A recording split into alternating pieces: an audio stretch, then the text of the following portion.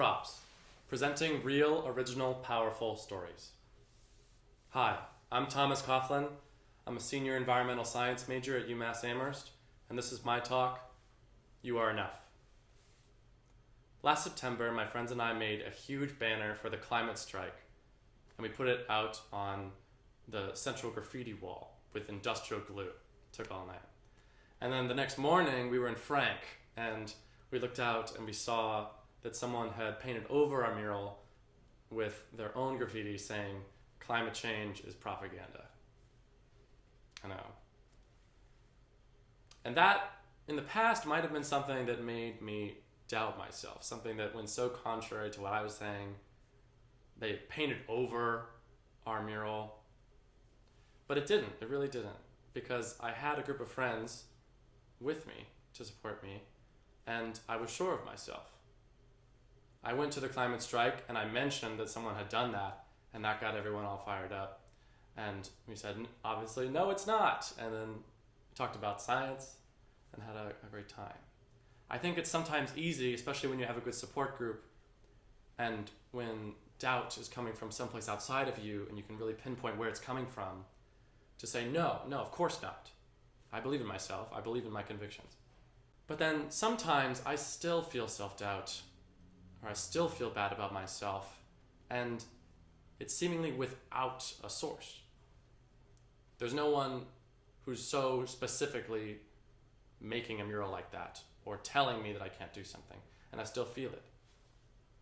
Like, for example, I went to this environmental conference in New York this past November, and I felt so bad on the way there, but for seemingly no reason, and that itself was frustrating to me, and I was trying to figure out why I was feeling so anxious. And I think the reason is because of what's called my lay epistemology, which just means the way I have learned to look at the world, the way I understand what's going on around me. And that comes from either teachings from my parents or my family or people around me, or what I've seen in the media, what I've read in books, what I've witnessed. And a big pattern that I had growing up that I don't necessarily agree with now is that I should associate my self-worth with my accomplishments. And I should compare myself to my peers around me. And I should value individualism and individual achievement over anything else. And that's made me take, when I don't succeed at something, extremely personally, and then fear failing at something because of that. So for example, when I was at this conference, we had to line up and give a presentation about something we were passionate about, either a policy, a nonprofit, or a business that would make the world a better place.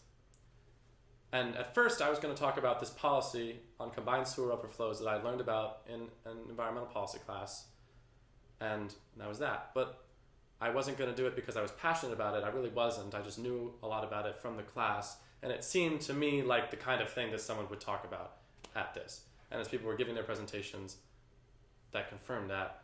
But then as I was waiting in line, I realized I was having that thinking. And I didn't like that. And I realized that it was informed by this pattern that's in my brain, that I should be focused on not failing, because I would associate failing with myself, and it would ruin my self-esteem. Or it should. And so in line, I decided to switch my idea, and instead I talked about something else that I really was passionate about. I talked about my idea for a nonprofit that I called Theater for Environmental Justice. And Theater for Environmental Justice would use arts education to help STEM education. It would be a classroom. And it would teach about environmental justice, like I've seen here at UMass Amherst and all over the world. And I won. I won the speech competition.